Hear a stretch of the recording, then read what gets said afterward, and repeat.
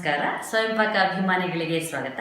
ಈ ದಿನ ನಾನು ದೊಡ್ಡಪತ್ರೆ ಅಂದ್ರೆ ಸಾಂಬಾರ್ ಬಳ್ಳಿ ಸೊಪ್ಪಿನ ಸಾರು ಹೇಗೆ ಮಾಡೋದು ಅಂತ ಹೇಳಿ ತೋರಿಸ್ಕೊಡ್ತಾ ಇದ್ದೀನಿ.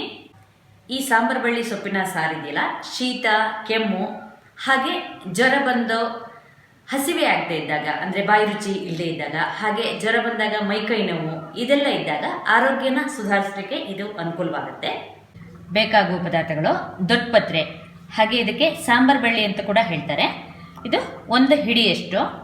ದೊಡ್ಡಪತ್ರೆ ಹುರಿಲಿಕ್ಕೆ ತುಪ್ಪ ಅರ್ಧ ಟೀ ಸ್ಪೂನು, ಅಥವಾ ನೀವು ಎಣ್ಣೆ ಹಾಕೋದಾದ್ರೆ ಕೊಬ್ಬರಿ ಎಣ್ಣೆ ಹಾಕ್ಬೋದು, ಅದು ಅರ್ಧ ಟೀ ಸ್ಪೂನು. ಕಾಳು ಮೆಣಸು ಅಂದ್ರೆ ಪೆಪ್ಪರು 6 ಕಾಳು, ಜೀರಿಗೆ ಅರ್ಧ ಟೀ ಸ್ಪೂನು, ಅರಿಶಿನ 1/8 ಟೀ ಸ್ಪೂನು, ಹಸಿಮೆಣಸಿನಕಾಯಿ 1, ಹುಣಸೆ ಹಣ್ಣು ಸಣ್ಣ ಗೋಲಿ ಗಾತ್ರದಷ್ಟು, ನೋಡಿ ನಾನು ಇಷ್ಟು ಇಟ್ಕೊಂಡಿದ್ದೀನಿ, ಬೆಲ್ಲ 2 ಸಣ್ಣ ಚೂರು, ಉಪ್ಪು 1 ಟೀ ಸ್ಪೂನು. ನಾನಿಲ್ಲಿ 1 ಟೀ ಸ್ಪೂನು ಕಲ್ಲು ಉಪ್ಪು ಇಟ್ಕೊಂಡಿದ್ದೀನಿ. ಹತ್ರ 1/4 ಟೀ ಸ್ಪೂನಷ್ಟು ಮೆಣಸಿನ ಪುಡಿ ಅಂದರೆ ಕಾಳು ಮೆಣಸಿನ ಪುಡಿ, ಪೆಪ್ಪರ್ ಪೌಡ್ರು, ಹಾಗೆ 1/4 ಟೀ ಸ್ಪೂನಷ್ಟು ಜೀರಿಗೆ ಪುಡಿ, ನೀರು 2.5 ಕಪ್ಪಿನಷ್ಟು. ಸಾರಿನ ಹದ ನೋಡಿಕೊಂಡು ಬೇಕಂದ್ರೆ ಮತ್ತೆ ಹಾಕೊಳ್ಳೋಣ. ಈ ಸಾರು ಹುಣಸೆ ಹಣ್ಣಿನ ಸಾರು, ಲಿಂಬೆಹಣ್ಣಿನ ಸಾರು, ಅದೇ ಥರ ಕೋಕಮ್ ಸಾರು ಮಾಡ್ತಿಲ್ಲ, ಆ ಥರ ಹುಳಿ ಸಿಹಿಯಾಗಿದ್ದರೆ ಈ ಸಾರು ತುಂಬ ಚೆನ್ನಾಗಿರುತ್ತೆ. ದೊಡ್ಡಪತ್ರೆ ಪರಿಮಳದ ಜೊತೆಗೆ ಈ ಸಾರು ತುಂಬ ರುಚಿಯಾಗಿರುತ್ತೆ. ಒಗ್ಗರಣೆಗೆ 3/4 ಟೀ ಸ್ಪೂನಷ್ಟು ಎಣ್ಣೆ ಅಥವಾ ತುಪ್ಪ ಹಾಕಿದರೆ ಚೆನ್ನಾಗಿರುತ್ತೆ. ಸಾಸಿವೆ 1/4 ಟೀ ಸ್ಪೂನು, ಜೀರಿಗೆ ಅರ್ಧ ಟೀ ಸ್ಪೂನು, ಒಂದು ಮೆಣಸಿನ್ಕಾಯಿ, ಬ್ಯಾಡಗಿ ಮೆಣಸಿನ್ಕಾಯಿನ 4 ಚೂರು ಮಾಡಿ ಇಟ್ಕೊಂಡಿದ್ದೀನಿ. ಒಂದು ದಪ್ಪ ತಳದ ಪಾತ್ರೆಗೆ ತುಪ್ಪ ಹಾಕೋದಾದ್ರೆ ತುಪ್ಪ, ಇಲ್ಲದೇ ಇದ್ರೆ ಕೊಬ್ಬರಿ ಎಣ್ಣೆ ಹಾಕಿ ಕಾಯ್ಲಿಕ್ಕಿಡಿ. ಕಾದ್ಮೇಲೆ ಮೆಣಸು ಹಾಗೆ ಜೀರಿಗೆ ಹಾಕಿ, ಜೀರಿಗೆ ಹೊಂಬಣ್ಣಕ್ಕೆ ಬರಲಿ, ಅರಿಶಿನ ಹಾಕಿ, ಜೀರಿಗೆ ಹೊಂಬಣ್ಣಕ್ಕೆ ಬಂದ್ಮೇಲೆ ಅರಿಶಿನ ಹಾಕಿ, ಸಾಂಬಾರ್ ಬಳ್ಳಿ ಸೊಪ್ಪು ಅಂದರೆ ದೊಡ್ಡಪತ್ರೆ ಸೊಪ್ಪನ್ನ ಹಾಕಿ ಇದನ್ನ ಚೆನ್ನಾಗಿ ಹುರಿಬೇಕು. ಮುಚ್ಚಿಟ್ಬಿಟ್ಟು ಮಧ್ಯದಲ್ಲಿ ಹುರಿತಾ ಇರಿ, ಸಣ್ಣ ಊರಿನಲ್ಲಿ ಇಟ್ಕೊಳ್ಳಿ. ಈಗ ನೋಡಿ ಸೊಪ್ಪು ಸ್ವಲ್ಪ ಮೆತ್ತಗಾಗಿದೆ.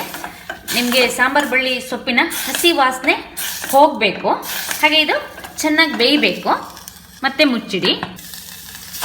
ಈಗ ನೋಡಿ ಸೊಪ್ಪು ಮೆತ್ತಗಾಗಿ ಚೆನ್ನಾಗಿ ಬೆಂದಿದೆ. ನಾನು ಸಣ್ಣ ಊರಿನಲ್ಲಿ 8 ನಿಮಿಷಗಳ ಕಾಲ ಹುರಿದಿದ್ದೀನಿ. ಸ್ಟವ್ ಆಫ್ ಮಾಡಿಬಿಟ್ಟು ಮುಚ್ಚಿಡಿ. ಇದು ತಣ್ಣಗಾಗಿದೆ. ಇದನ್ನ ಮಿಕ್ಸರ್ ಜಾರಿಗೆ ಹಾಕ್ಕೊಳ್ಳೋಣ. 1/4 ಲೋಟದಷ್ಟು ನೀರು ಹಾಕಿ ಸಣ್ಣಕ್ಕೆ ರುಬ್ಕೊಳ್ಳೋಣ. ಈಗ ಸಣ್ಣಕ್ಕೆ ರುಬ್ಬಿದ್ದೀನಿ. ಇದನ್ನು ಪಾತ್ರೆ ತೆಗಿತಾ ಇದ್ದೀನಿ.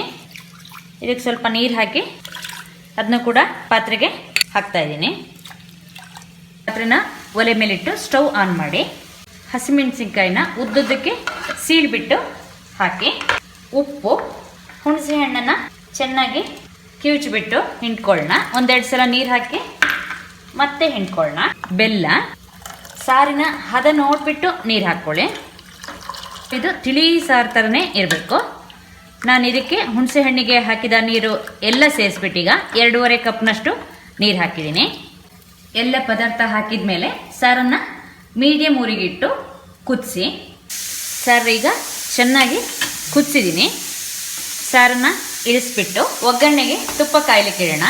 ತುಪ್ಪ ಕಾದ್ಮೇಲೆ ಸಾಸಿವೆ ಪಟೆ ಅಂತಿದ್ದಂತೆ ಜೀರಿಗೆ ಹೊಂಬಣ್ಣಕ್ಕೆ ಬರಲಿ. ಅದ್ರ ಜೊತೆಗೆ ಮೆಣಸಿನ್ಕಾಯಿ ಹಾಕಿ, ಮೆಣಸಿನ್ಕಾಯಿ ಕೂಡ ಆಗತ್ತೆ. ಪೆಪ್ಪರ್ ಪೌಡ್ರು ಅಂದರೆ ಕಾಳು ಮೆಣಸಿನ ಪುಡಿ, ಜೀರಿಗೆ ಪುಡಿ. ಸ್ಟವ್ ಆಫ್ ಮಾಡಿ. ಈ ಸೌಟಿನ ಬಿಸಿಗೆ ನಿಮಗೆ ಜೀರಿಗೆ ಪುಡಿ ಹಾಗೆ ಜೀರಿಗೆ ಕೂಡ ಹೊಂಬಣ್ಣಕ್ಕೆ ಬರುತ್ತೆ. ಒಗ್ಗರಣೆ ಬಿಸಿ ಇದ್ದಂತೆ ಸಾರಿಗೆ ಹಾಕಿ, ಹಾಗೆ ಒಗ್ಗರಣೆ ಸೌಟಿಗೆ ಸ್ವಲ್ಪ ಖಾರ ಹಾಕಿ ಅದನ್ನು ಕೂಡ ಸಾರಿಗೆ ಹಾಕಿ. ಈಗ ನೋಡಿ ನಿಮಗೆ ಸಾಂಬಾರ್ ಬಳ್ಳಿ ಅಂದರೆ ದೊಡ್ಡಪತ್ರೆಯ ಸಾರು ಸಿದ್ಧವಾಗಿದೆ. ನೋಡಿ ಸಾರು ನಿಮ್ಗೆ ಈ ಹದದಲ್ಲಿ ಅಂದರೆ ನೀರಾಗೆ ಈ ಥರನೇ ಇರಬೇಕು. ಈ ಸಾರನ್ನು ಕುಡಿಲಿಕ್ಕೆ ತುಂಬ ಚೆನ್ನಾಗಿರುತ್ತೆ. ಹಾಗೆ ನೀವು ಸಾರನ್ನು ಅನ್ನಕ್ಕೆ ಕಲಿಸ್ಕೊಂಡು ಕೂಡ ತಿನ್ಬಹುದು. ನೋಡಿದ್ರಲ್ವಾ ದೊಡ್ಡಪತ್ರೆ ಸಾರು ಹೇಗೆ ಮಾಡೋದು ಅಂತ ಹೇಳಿ. ನೀವು ಕೂಡ ನಿಮ್ಮ ಮನೆಯಲ್ಲಿ ಈ ಸಾರನ್ನು ಮಾಡಿಬಿಟ್ಟು ನಿಮ್ಮ ಅಭಿಪ್ರಾಯವನ್ನು ತಿಳಿಸಿ.